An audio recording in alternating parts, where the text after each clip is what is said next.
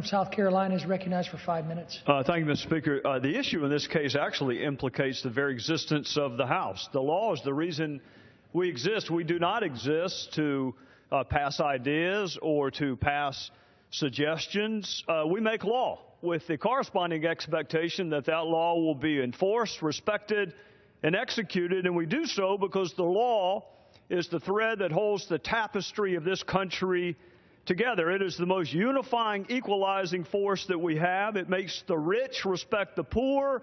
It allows the powerless to challenge the powerful, and attempts to undermine the law, Mr. Speaker, regardless of motivation, are detrimental to the social order. In 2014, President Obama declared unilaterally that almost 5 million unlawful immigrants would receive deferred action under some tortured definition of prosecutorial discretion. I can't help but note the word discretion means sometimes you say yes and sometimes you say no, but of course, the administration has never said no. The court found not a single time has the administration said no, so that's not prosecutorial discretion, Mr. Speaker. That's lawlessness.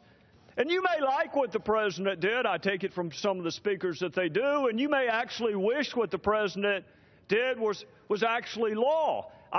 You may wish, Mr. Speaker, you may wish that when Democrats controlled the House, the Senate, and the White House for 2 years, that they had lifted a finger to do a single solitary thing about what they're talking about this morning. You may wish that.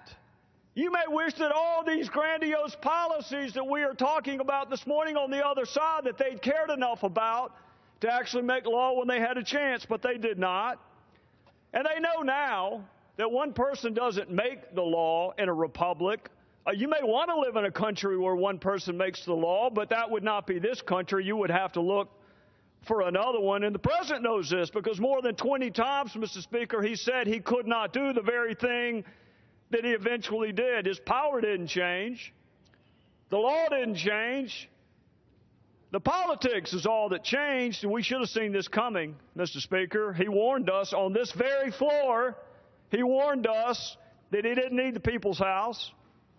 He said he'd do it with or without Congress, and many of you cheered when he said that.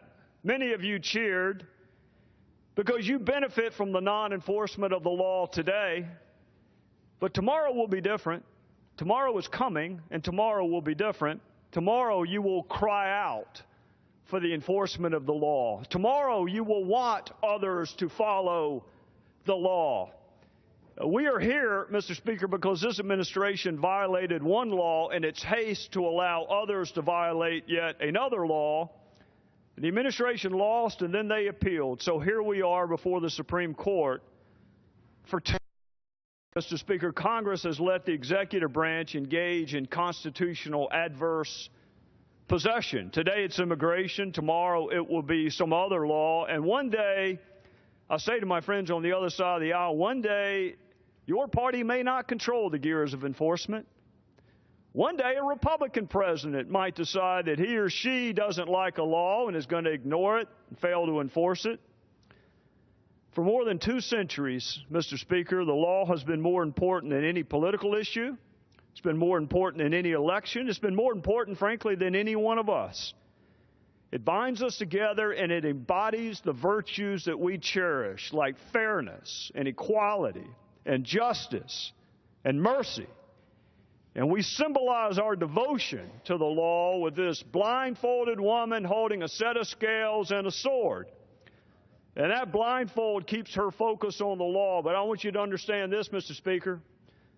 Once that blindfold slips off, it's gone forever.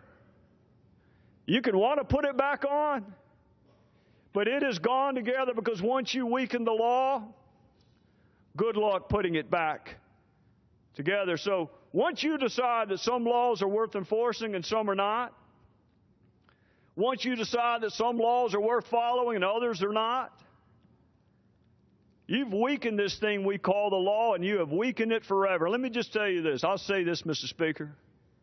It doesn't take any courage to follow a law you like. That doesn't take any courage. Following a law you like? What takes courage, which makes us different, is we follow laws even that we don't like. And then we strive to change them legally. That is the power and the fragility of the law. But once it is abandoned, it is weakened in the eyes of those who expect to follow it. I'll say this, Mr. Speaker, in conclusion. In the oath of citizenship that we require new citizens to take, could I have 45 more seconds? 2 minutes. The gentleman is recognized for 2 minutes. Thank you, Mr. Speaker.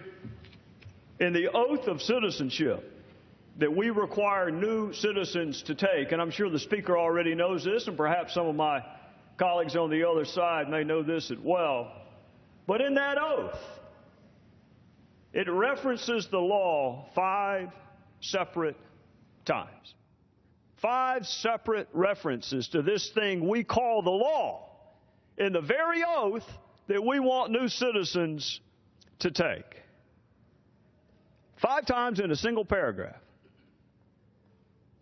Mr. Speaker, good luck explaining why new citizens should follow the law when those in power do not have to. Good luck explaining the difference between anarchy and the wholesale failure to enforce a law simply because you do not like it. Good luck stopping the next president from ignoring a law that he or she does not like. If the president can pick and choose which laws he likes, then so can the rest of us. And you have undermined the very thing that binds us together. So be careful what you do today. Tomorrow is coming. With that, I would yield back. Gentlemen,